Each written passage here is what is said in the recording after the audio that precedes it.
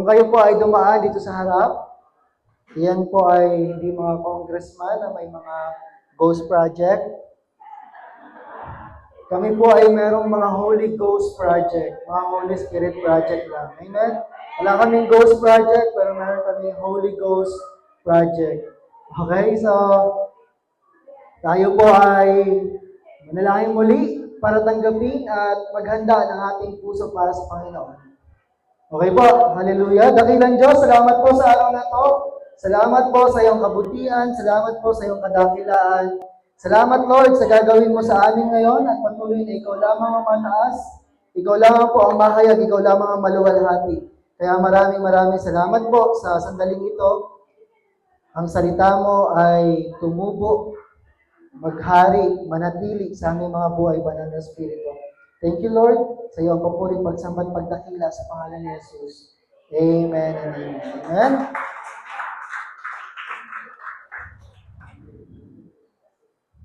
Okay, so mamaya po meron tayong morning celebration, weekly celebration para sa pagbibigay pugay sa mga lingkod ng Diyos. Amen po. Okay, so sa ating pag-aaral ay nandito po tayo muli para sa taong ito. Ang tema natin ay enlarge our territory. Amen? Pagpapalawak ng teritoryo para sa Panginoon. Pagpapalawak ng mensahe ng Diyos sa mga taong nakapaligid sa atin. At sa ating pagpapalawak, dito sa ating tema na Team Jesus, nandun na po tayo sa letter A. Amen? Na pinibigyang diin sa atin ng Panginoon yung sub-team na accountable church o may pananagutan ang iglesia. May pananagutan ng bawat isa. At haharap tayo sa Panginoon. Amen? Kaya yung katabi mo, pananagutan mo yan kay Lord. Amen? Kaya sabi mo, I love you, mahal kita para sa Panginoon.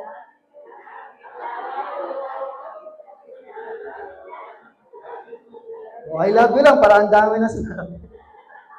Kaya natutuwa ako sa magkakaklase na to eh. Sana sabi ko, Lord, isang araw ay yung mga klase kong madala ko rin sa Panginoon. Kasi iba-iba yung joy na kasama mo yung mga kaibigan mo na sumasamba sa Panginoon.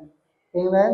Kasi pananagutan natin sila, yung mga taong kapatid mo, magulang mo, mga kaibigan mo, meron kang part para marinig nila yung mensahe ng Diyos. Para sa accountable church, mag-recap po tayo ay nasa last Sunday para sa buwan ng October. Okay. Meron tayo na mini quiz sa mga alaala kung naalala ba natin. Okay, meron pong mga kabataan sa labas. Baka may gusto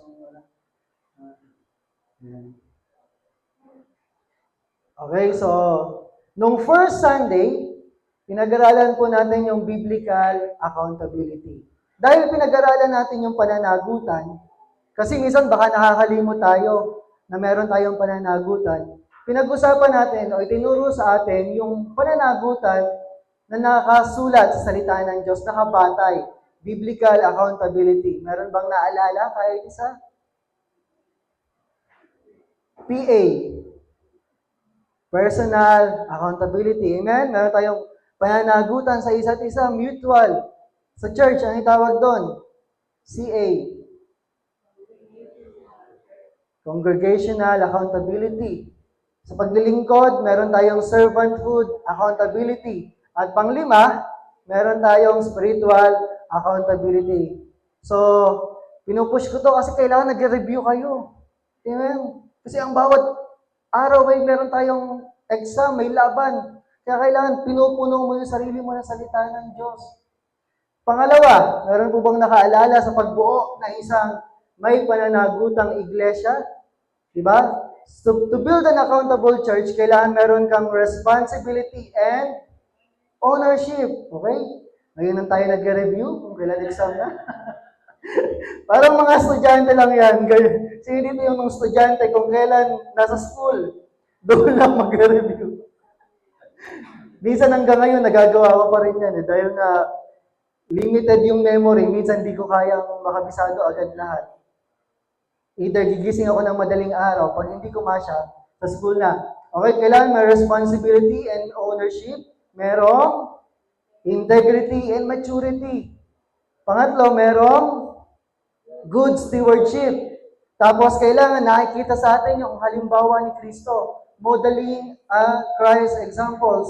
At panglima, making disciples. So, ang tip ko sa inyo, minsan limited tayo eh. Pumili ka dyan yung talagang kahit isa man lang na magmamarka sa'yo. Yung pakiramdam mong kinakausap ka ng Panginoon. Mas maganda sana kung lahat. Pero minsan, sa daming ginagawa, hindi kaya. Kung ano yung nagmarka sa'yo, panghawakan mo yun, pagbulayan mo yun sa linggo. Amen? Para may naiiwan sa'yo, hindi yung pag nag-review tayo, nakanganga. Amen? At pangatlo, okay, dito na siguro naman. Last week lang to. Meron bang naalala kahit isa without looking at your notes? Okay, paborito ng mga teacher?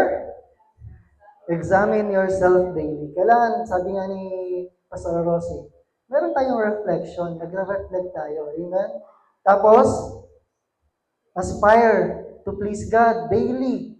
After mo aspire, you need to strive to serve God daily. And then you need to press on to win a prize. At panghuli, yung ultimate na panawagan natin, live a holy life daily. Sino naka-perfect? 0. Perfect score na Betlog. Okay, so dito yung kodigo pwede. Okay, so ngayon po, sa huling Sunday patungkol sa pananagutan, pag-aralan natin yung sinabi na malingkod ng Diyos at magsimula po tayo sa sinabi ni Pedro dito sa unang Peter o 1 Peter 4:17. Dito po sa NLT, ang sabi diyan, for the time has come for judgment, and it must begin with God's household.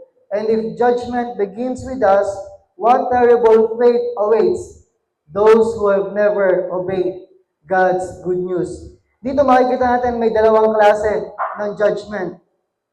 Ilan? Dalawa. Sabi sa Tagalog, dumating na ang panahon ng paghuhukom. So may dalawang klase ng paghuhukom. Una, ito'y magsisimula sa sambahayan ng Diyos. Amen? Sino kabilang doon magsabi ng amen? Mag-amen ka. Masabi ko. Ikalawa, at kung sa atin ito magsisimula, ano kaya ang magiging wakas ng mga hindi sumusunod sa magandang balita ng Diyos? So sa dalawang klase ng paghukom, whether we like it or not, mga kapatid, lahat tayo haharap dito. Amen? Lahat tayo dadaan dito. Ang unang paghukom ay yun doon sa sambahayan ng Diyos. Ito yung mga tao na binigay nila yung buhay nila sa Panginoon. Kinilala nila ang Diyos sa kanilang buhay. Ito yung mga tao na nagpasakop sa Diyos at piniling mabuhay na kasama ang Diyos. Kasama ka ba doon? Amen. At yung pangalawang paghukom, di ba kanina sa English, ang sabi sa NLT, what terrible fate. Kung yung isang paghukom para sa atin ay isang magandang balita, pagdating dun sa pangalawa, kaawa-awa ang sasapitin ng mga taong hindi kinilala si Jesus, hindi sumunod sa Panginoon, at hindi kinilala ang mabuting balita ng Diyos. Amen? So, dalawa yung paghuhukom na yon. Yung una, pagbibigay ng gantimpala. Samantalang yung pangalawa, pagbibigay ng kaparusahan. Kaya kailangan, alam mo kung saan ka papuntang hukuman. Baka sa Senate ka pinatawag, pumunta ka sa Congress. Namali ka pa. Amen? So pagdating dito sa atin, pagdating dito sa sambahayan ng Diyos, dito, sa paghuhukom, sa pagliliti sa atin, hindi tayo huhusgahan base sa ating mga kasalanan. Hindi tayo huhusgahan base sa kung tanggap ba tayo sa langit o hindi. Hindi na. Bakit? Sabi ng Bible, ang kabayaran ng kamatayan ang kabayaran ng kasalanan ay kamatayan. So paano yung mga ginawa nating mali? Ito yung magandang balita, kapatid. Na nung tinanggap mo si Jesus sa buhay mo, si Jesus na yung substitute mo, yung kahalili mo dun sa krus. Amen? At siya yung namatay para sa atin. Siya yung nagdusa para sa kasalanan natin. Kaya yung paghuhukom, yung judgment na yun para sa atin, tapos na. Ibang judgment na to. Amen? Kaya ito yung tinatawag natin na Bema Seat of Christ or the Judgment Seat of Christ. Last week, pinag-aralan natin, paano ka ba maghahanda patungkol dito? Ngayon naman, haharap tayo sa hukuman ni Kristo. Amen? At ito ay isang magandang paalala na sa buhay mo, may magandang inilalaan ng Diyos. Amen? Na simula nung nakilala mo siya hanggang sa huli, may magandang inilaan pa rin ng Diyos sa buhay mo. Kaya napakasarap na makabilang dito sa judgment seat of Christ. Kasi iba yung paghuhukom na gagawin dito. Amen? Kaya nga ang sabi dito, sa 2 Corinthians 5:10, na kahit anumang dinadaanan mo, anuman yung sitwasyon mo, maalala mo na may magandang plano ang Diyos sa buhay natin. May magandang inilaan, may magandang gagawin at ginagawa ang Diyos sa buhay natin.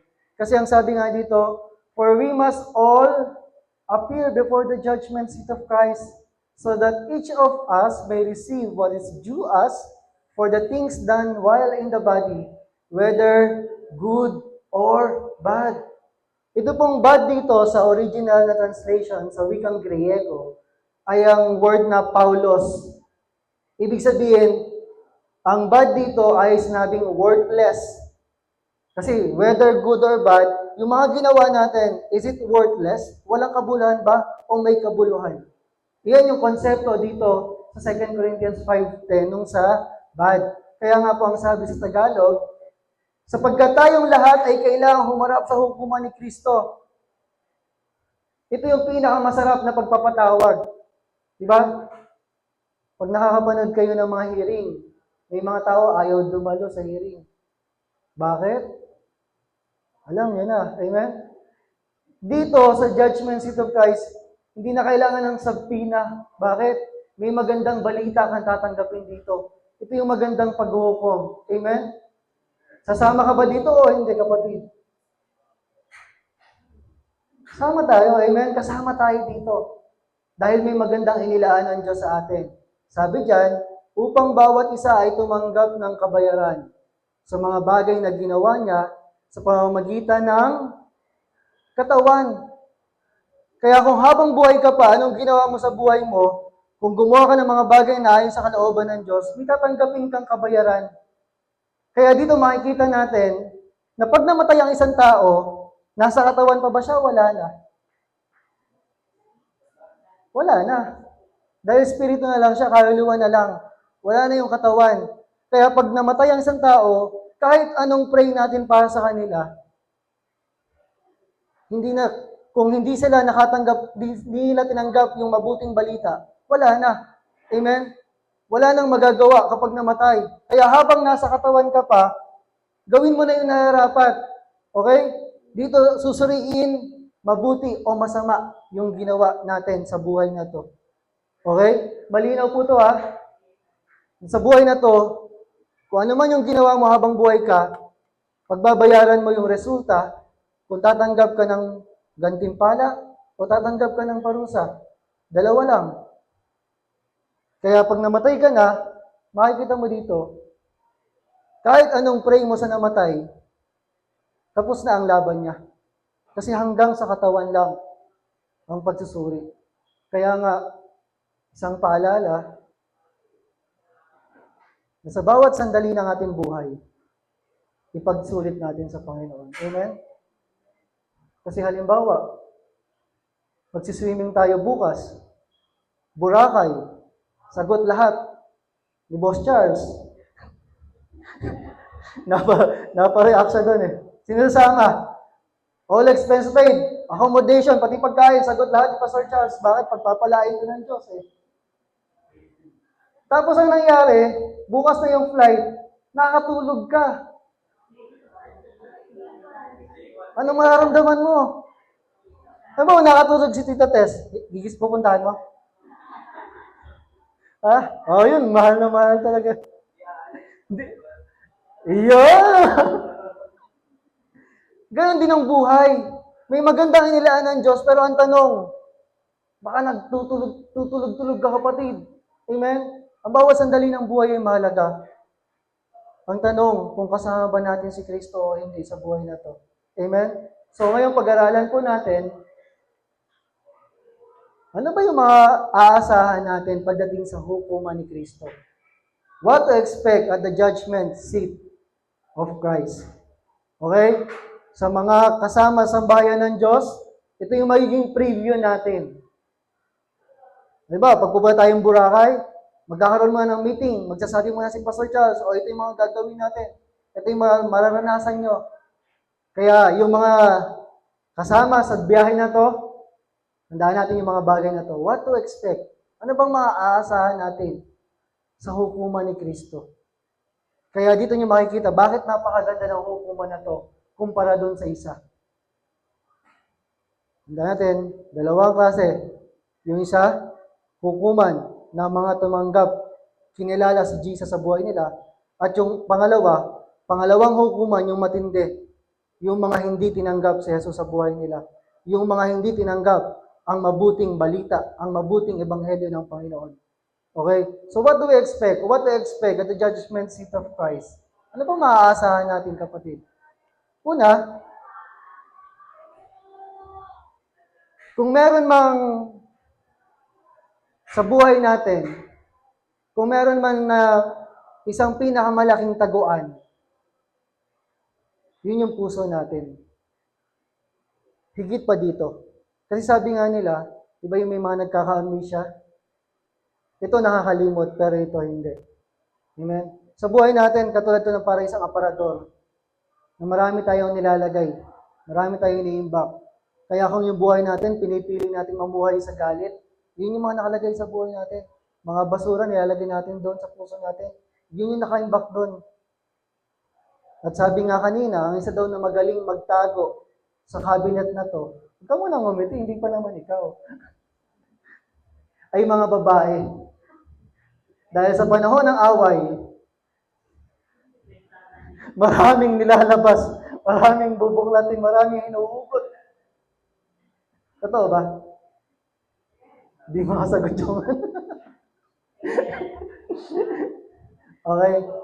At ang matindi, dito, bakit ko ito nabanggit? Kasi ito, parang aparador, nakatago. Amen? Pwede kang magpanggap na okay ka. Pwede kang pumunta dito, nagpupuri ka sa Panginoon, umaattend ka every Sunday. Pero pag binuklat pala yung laman ng puso mo, yung aparador mo, ano kayang laman? Dahil sa judgment seat of Christ, meron tinatawag na number 1, a time of scrutiny. Isang panahon ng pagsisiyasat, sisiyasatin ng Diyos kung anong naging buhay natin dito sa mundo. Kapag babinuksan ni Lord yung puso mo ngayon, ano makikita niya? May galit pa ba dyan? Meron pa ba hindi pagpapatawad dyan? O pag-ibig ang naghahari sa buhay mo? Amen? Katulad sa ICI, di ba? Ang ahensya na binuo para siyasatin yung mga anomalya. Higit pa diyan yung gagawin ng Diyos. Amen? Dahil siya ang sisiyasat ng buhay natin dito sa mundo. Dahil sa Kanya, wala tayong may tatago. Ano sabi ang salita ng Diyos? Kung halimbawa po ba na yung puso mo, yung laman ng puso mo, itong isang linggo lang, i-display natin dito at papanoorin natin. Sino gustong unang mag-volunteer na nangyari sa kanya isang linggo? Na-volunteer po ulit kayo? Kayo ulit? Di ba, minsan nakakaya yung laman ng puso natin. Kaya dito, isang paalala na may panahon ng pagsisiyasat. Kahit anong tago mo, Alam ng Diyos ang puso natin. Amen? Kaya kahit anong pagpapanggap natin, alam ng Diyos kung sino tayo. Kaya isang to magandang paalala eh. Bakit? Sino dito yung sinusubukan mo makasunod sa Panginoon, pero ang dami mo naririnig na kung ano-ano patungkol sa ibang tao. Ang daming paninira tungkol sa'yo. Ang daming sinasabi. Lumalapit ka sa Panginoon, ay, ganyan lang yan eh. Born again. Pero pag sa dami namang ginagawang kalokohan, diba? Imbis na makausad ka, hihilahin ka pababa. Pero napakasarap nito. Bakit? Kasi alam ng Diyos ang buhay mo. Amen? Ang pinakamahalaga ay hindi yung sasabihin ng iba. Ang pinakamahalaga sa buhay mo ay yung sasabihin ng Diyos.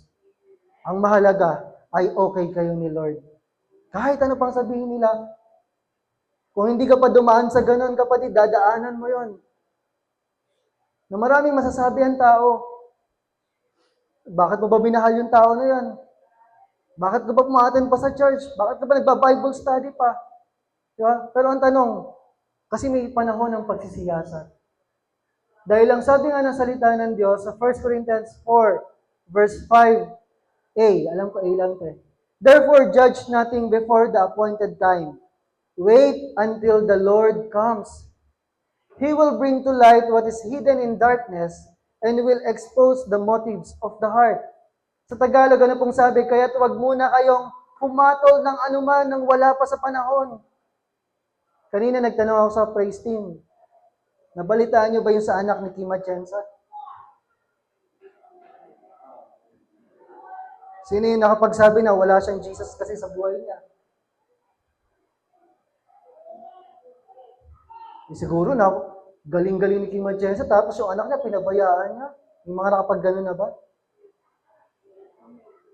Lagi yung tandaan, hindi binigay sa atin yung kakayahang humatol, kaya huwag kang hahatol.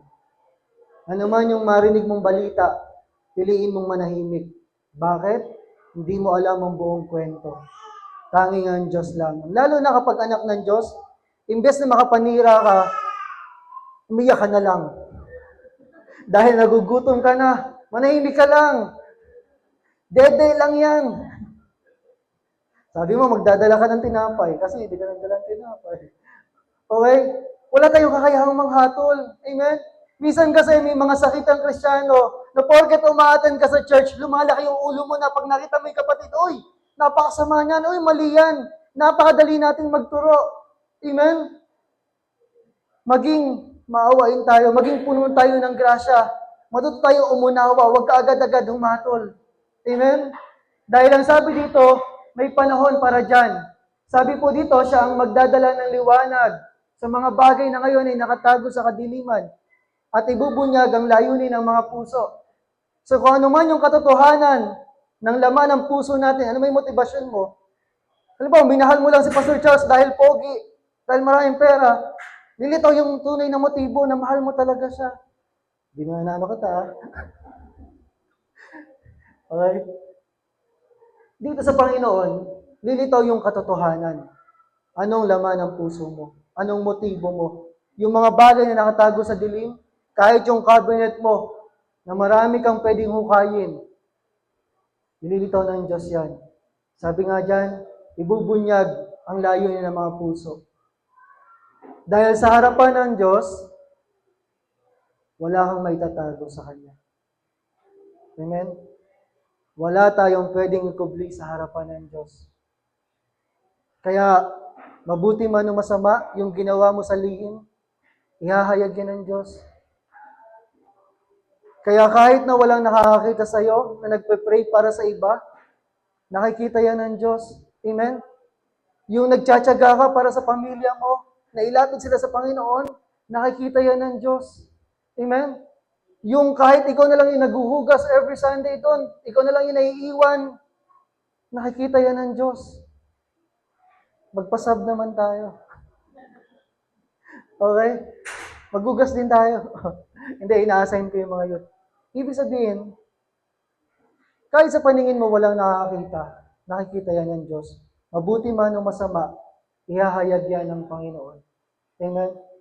Kaya, tandaan natin It's not just what we did, but why we did it. Oh, hindi lang kung ano yung ginawa mo. Hindi ito yung mahalaga ha. Hindi lamang kung ano yung ginawa mo, kundi bakit mo ito ginawa. Amen? Dahil tinitingnan ng Diyos yung intention ng puso natin, ng buhay na to. Kaya number 1, merong panahon ng pagsisiyasat. Okay? Whether you like it or not, ibubunyag yan doon lahat. Dahil sa number 2, may kasudlong pa yan. Andiyan na yung pagsukat, pagtimbang. Amen? Dahil sa number 2, a time of reckoning. Isang panahon ng pagtutuos. Sa buhay mo, nakapagbigay ka ba ng oras sa Kanya?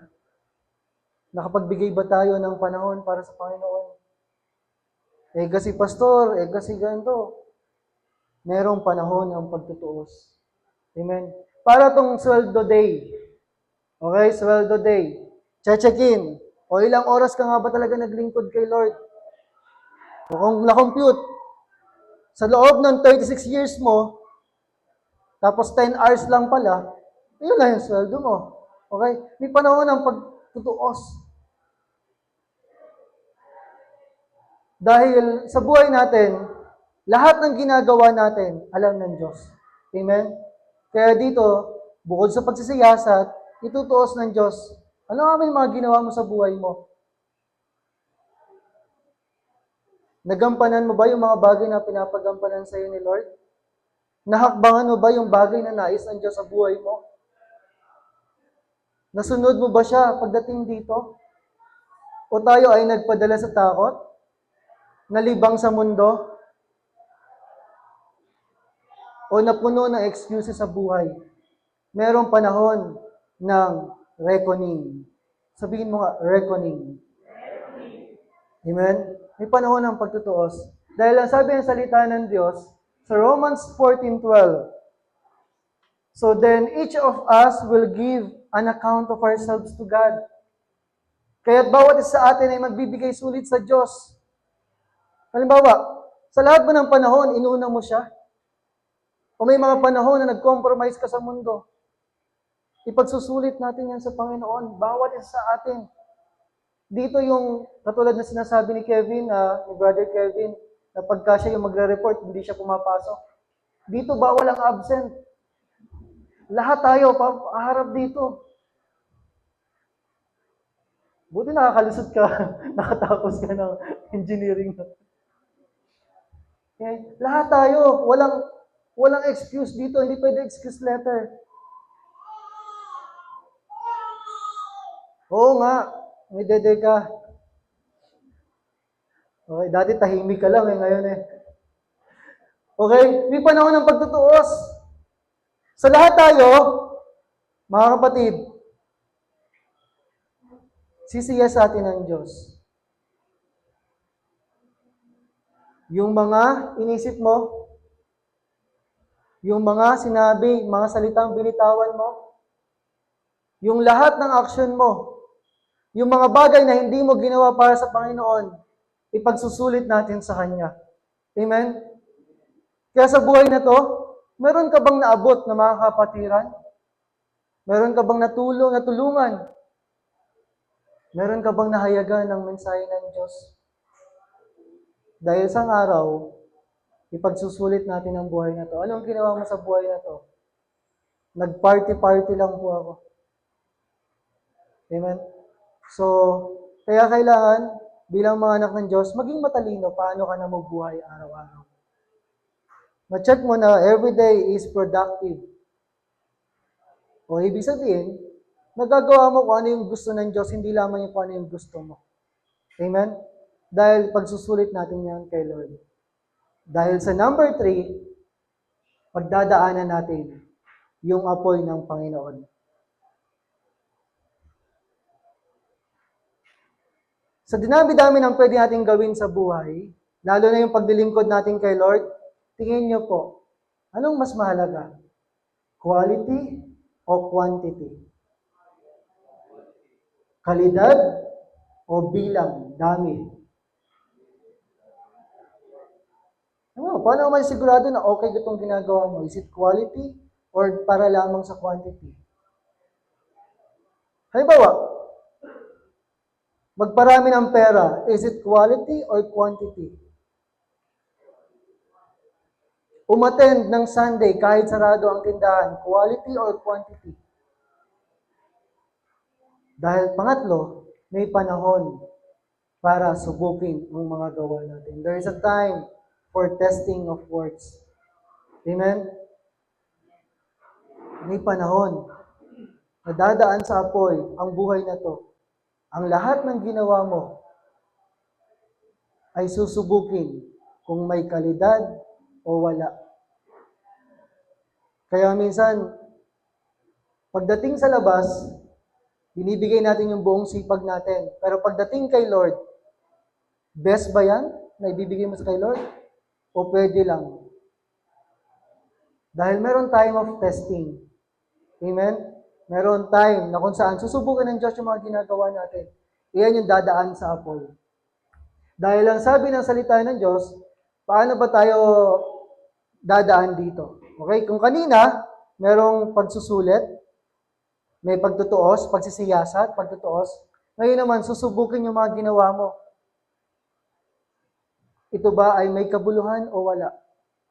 Halimbawa, nagpapakapagod ka, tapos at the end of the day, wala palang kabuluhan. Sulit ba yung buhay na ganun? Di ba hindi? Kaya David sabi dito sa 1 Corinthians 3:12 and 13, if anyone builds on this foundation using gold, silver, costly stones, wood, hay, or straw. Sa 13, ang sabi po, their work will be shown for what it is, because that they will bring it to light. It will be revealed with fire, and the fire will test the quality of each person's work. Sa Tagalog, ano pong sabi? May nagtatayo na gumagamit. So ito yung buhay natin. Ang lahat ng ginagawa natin para sa Panginoon, ang tawag dyan ay pagtatayo. Okay? Kung yung ginagawa ba natin ay sulit o hindi, dito natin makikita. May nagtatayo na gumagamit ng ginto, pilak, o mahalagang bato.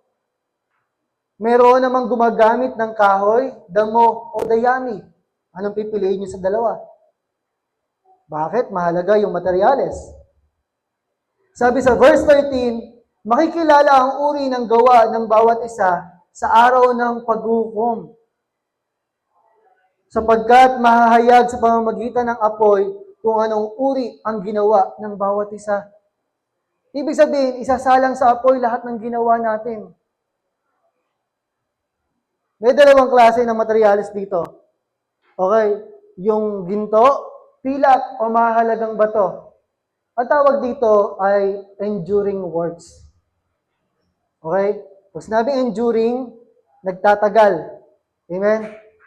Nananatili. Samantala yung gumagamit ng kahoy, damo o dayami, ang tawag dito ay perishable works. Ito yung mga materyales sa pagdinahan sa apoy, anong nangyayari? Susunog, masisira. Ibig sabihin sa buhay natin, may dalawang klase tayo ng ginagawa, either enduring or perishable works. Yung nananatili, pag dumaan sa apoy, ang tawag doon enduring. Ito yung mga bagay na ginawa mo sa tulong ng banal na spirito. Yung ginawa mo gamit ang pananampalataya mo. Yung ginawa mo sa pagtitiwala sa Diyos. Yun yung mga bagay na enduring. Amen? Pero yung mga perishable works, ito yung bagay na ginawa mo sa sariling kagustuhan mo lamang. Sariling interest. O iba yung layunin mo para palakpakan ka ng tao. At yung mga perishable works, ano mangyayari sa dulo? Pag dumaan yan sa apoy, masusunog. Pero ikaw ay tulad ng isang ginto, yung gawa mo. Dumaan man sa apoy, malulusaw lang to, pero ginto pa rin. Ibig sabihin, mahalaga yung ginagawa natin sa Panginoon. Iyan ba ay mananatili o iyan ba ay mawawala ng kabuluhan? Kaya nga, ang layunin natin mga kapatid, Halimbawa, yung ginagawa mo ngayon, our goal is to build with materials that will last. Ang layunin natin ay magbuo ng may mga materyales, gamit ang mga materyales na mananatili. Amen? Hindi lang para maging busy, kundi para maging tapat. Not just to be busy, but to be faithful to the Lord. Amen? Yung kahit anong mukha mong busy, kung hindi naman yan yung kalooban ng Diyos, walang saysay. Ang nais ng Diyos, maging tapat tayo sa Kanya, sumunod tayo sa Kanya. Kaya ang tanong, anong pamantayan natin sa buhay natin? Sinusunod ba yung nais ng Diyos? O ginagawa mo yung tingin mo lamang na tama? Diba? Mahirap pala yung, halimbawa, si Sister Tess, si Elder Tess, nagbigay ng 5 million dito. Halimbawa, sa iba na lang, wag na dito. Nagbigay ng 10 million kay Sister Lisa. O gawin mong puhunan yan ha, para sa fishball, saka sa kwek-kwek. 10 million, fishball. Tapos may aircon pa kasi. Anong punto? Kung hindi yun yung kalooban ng Diyos, yung ginawa niyang 10 million yun, kahit anong ganda, baliwala. Amen? Kaya kung ano man yung pinag-uubusan mo ng oras mo, kung ito ay hindi kalooban ng Diyos, anong sagot? Baliwala. Sayang lang.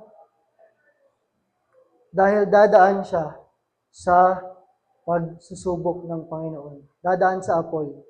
Kaya dahil sa number 4, handaan natin, sa hukuman ni Kristo, meron tinatawag na a time for rewards. Isang panahon para sa mga gantimpala. Kung ang buhay mo ay pinili mong sumunod kay Lord kahit mahirap, kung ang buhay mo pinili mong magsakripisyo para kay Lord, kung ang buhay mo pinili mong manatiling matatag sa kabila ng mga problema, kung ang buhay mo pinili mong gawin ang kalooban ng Diyos kahit ayaw ng mga tao sa paligid mo, kahit hindi ka man maunawaan ng iba, merong panahon ng gantimpala. Amen? At ang maganda dito, hindi lang medal yung binibigay sa atin, hindi lang sash, kundi pinakamatindi corona.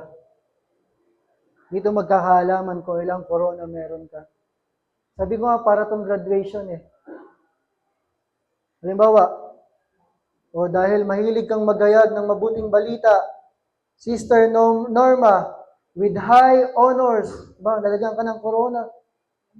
Mahilig kang magluto para sa mga kapatiran, Sister Lisa, with high honors.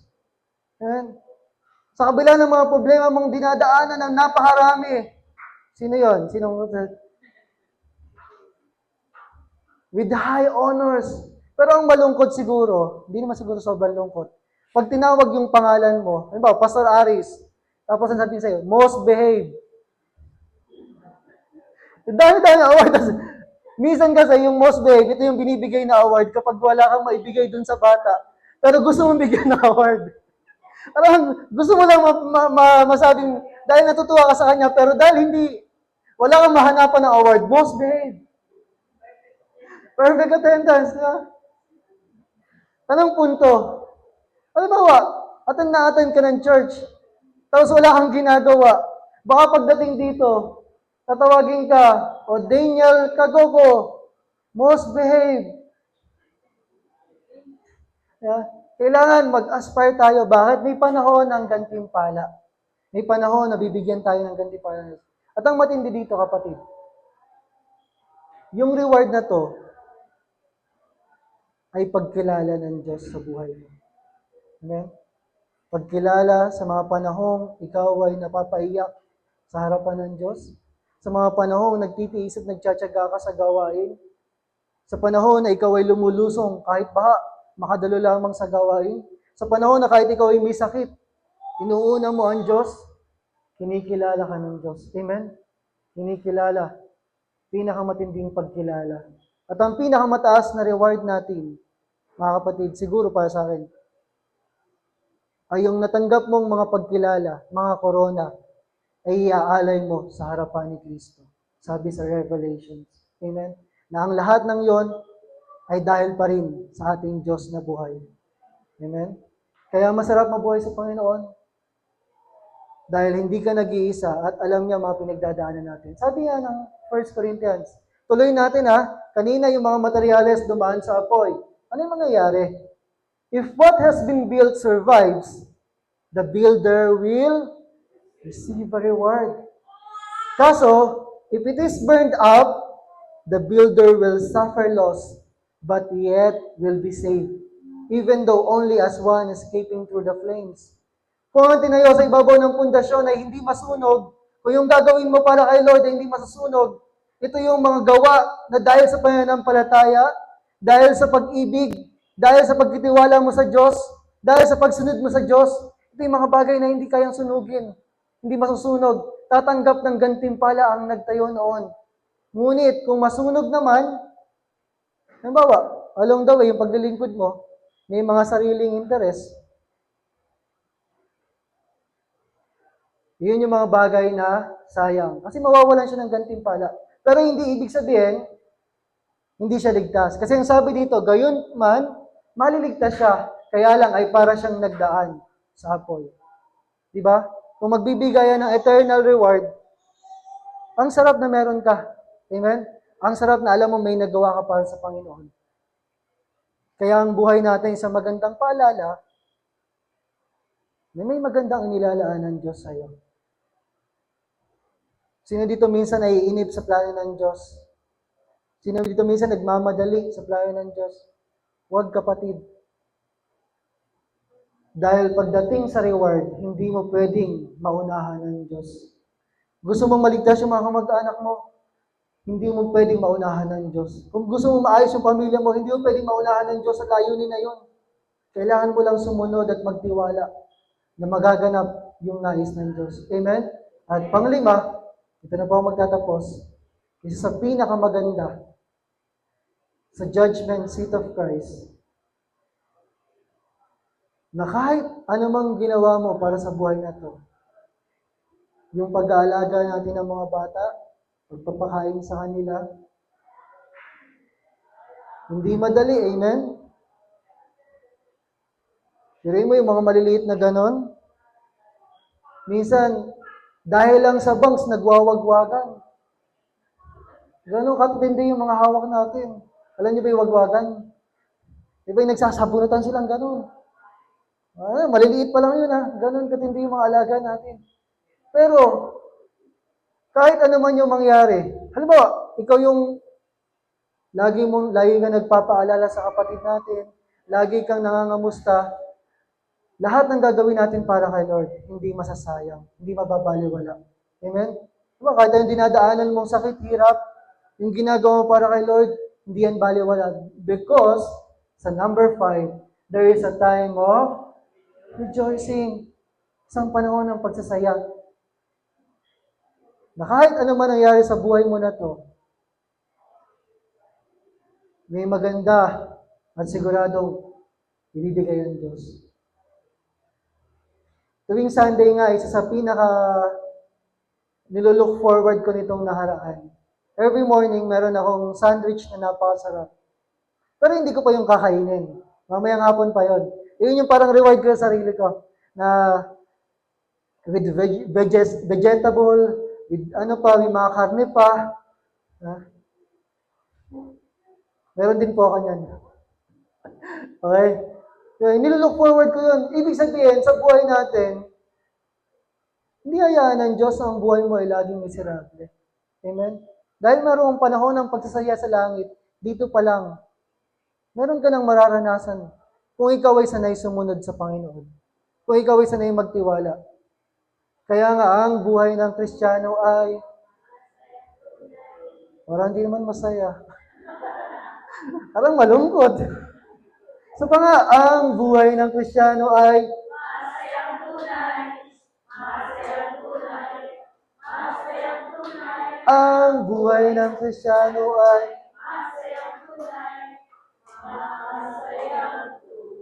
ibang sarap awitin yan umaga pa lang. Yung kahit may alam kang babayaran ka, may problema ka, paalalahanan mo yung sarili mo na ang buhay ng Kristiyano ay masayang tunay.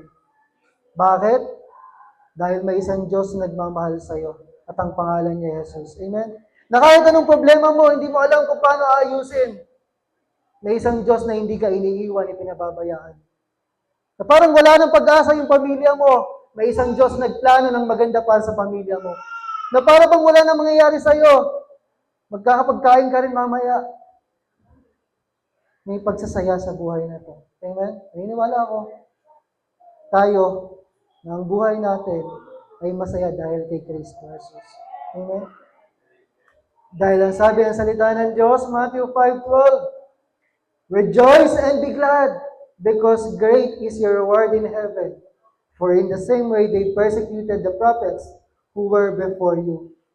Sabi po sa Tagalog, magsaya kayo at magalak sapagkat malaki ang inyong gantimpala sa langit.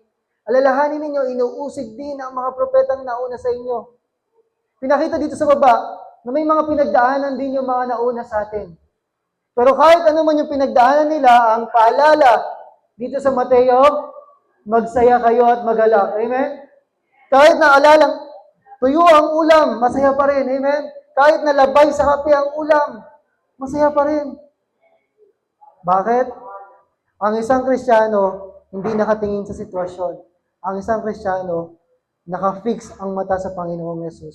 Kaya hindi tayo nawawala ng pag-asa, kaya hindi tayo titigil sa paglapit at paglilingkod kay Lord. Amen? Dahil may magandang plano ang Diyos sa atin. Amen?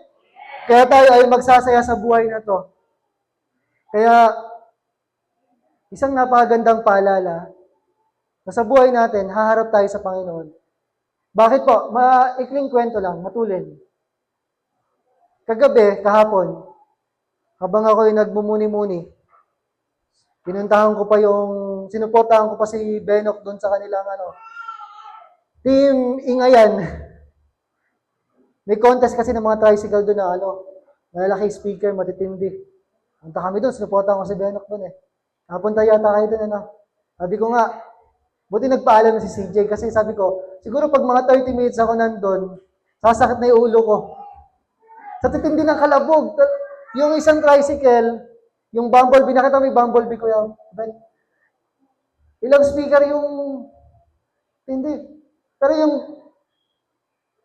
yung buhay natin, sabi ko nga dun sa isang kausap ko, meron ako isang kaibigan, nakakilala. Kausap ko siya. Meron siyang problemang dinadaanan.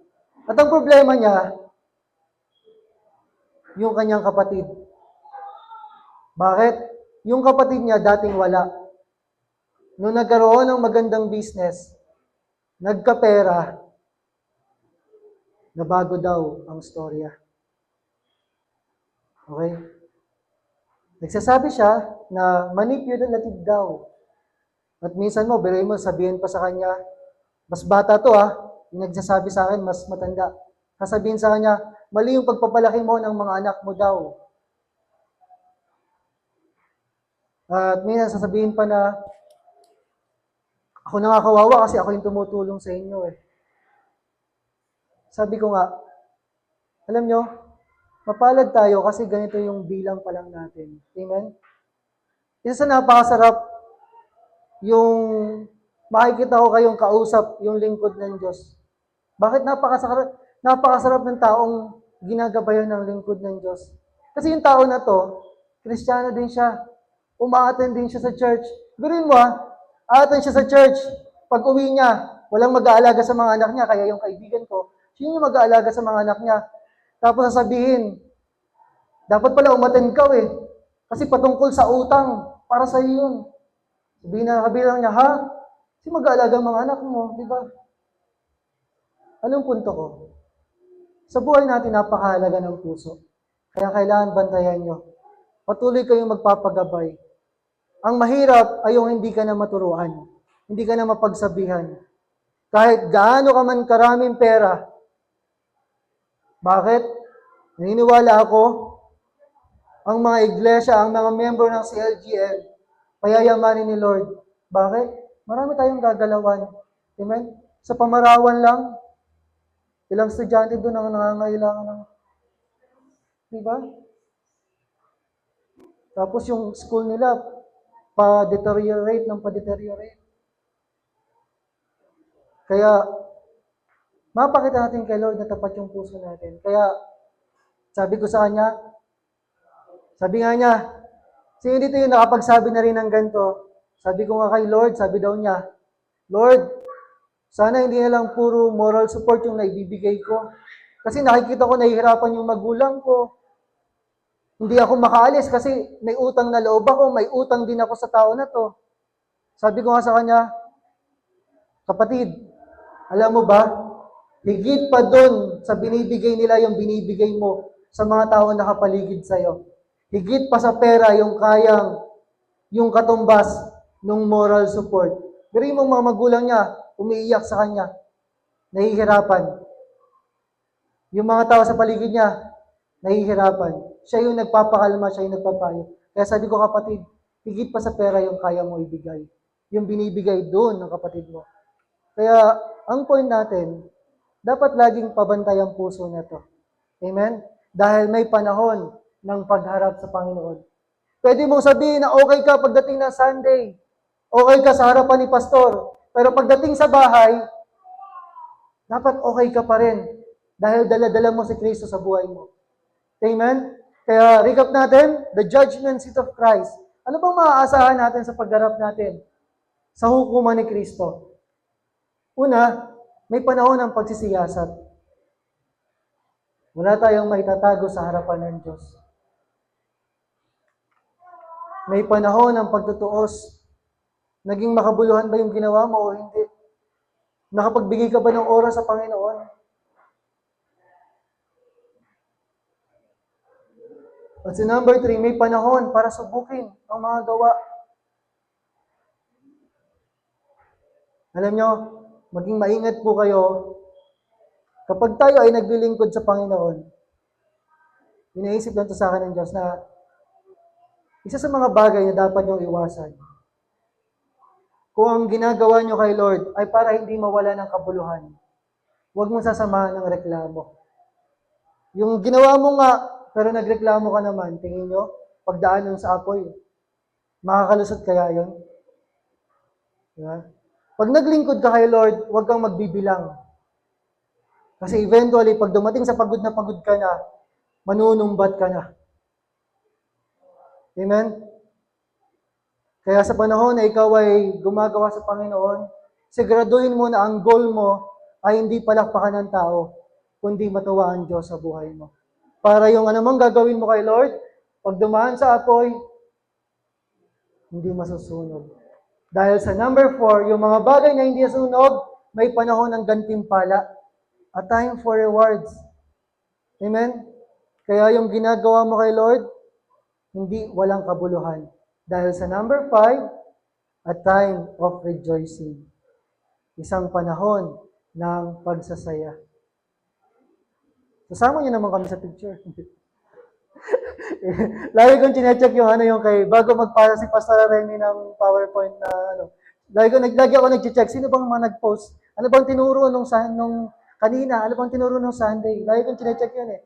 Kung sino yung mga nagma-my day nung So, ang buhay natin ay nagkakaroon ng kabuluhan kung kasama natin si Kristo. Amen? Kaya ang sabi po dito, bilang pagtatapos ng verse na iwanan ko sa inyo, in 1 John 2:28, and now, dear children, continue in Him, so that when He appears, we may be confident and unashamed before Him at His coming. Sa Tagalog, ano pong sabi? Kaya nga mga anak, manatili kayo sa Kanya. Ano man yung daanan nating problema sa buhay, piliin mo manatili sa Panginoon. Amen? Huwag kang magpadala sa anumang sitwasyon ng buhay. Piliin mo siya upang maging panatag ang ating loob sa muling pagparito niya at nang hindi tayo mahiya sa Kanya sa araw na yon. Amen? Haharap tayo sa Panginoon na alam natin na naisulit natin yung buhay natin. Amen? Ang nakakalungkot lang nga, katulad ng banggit ko kanina, yung humarap ka sa Panginoon, tapos tatawagin ka, ang award mo lang, most behaved. Pero pwede na rin, bahala kami award. Ibig sabihin, anong punto? Ang buhay natin, isulit natin sa Panginoon dahil haharap tayo sa Kanya. Ito yung mga aasahan natin sa hukuman ni Kristo. Amen? May natutunan po ba tayo ngayong umaga na to? Palakpakan nga po natin ang Diyos na buhay. Tayo ay tutungo sa ating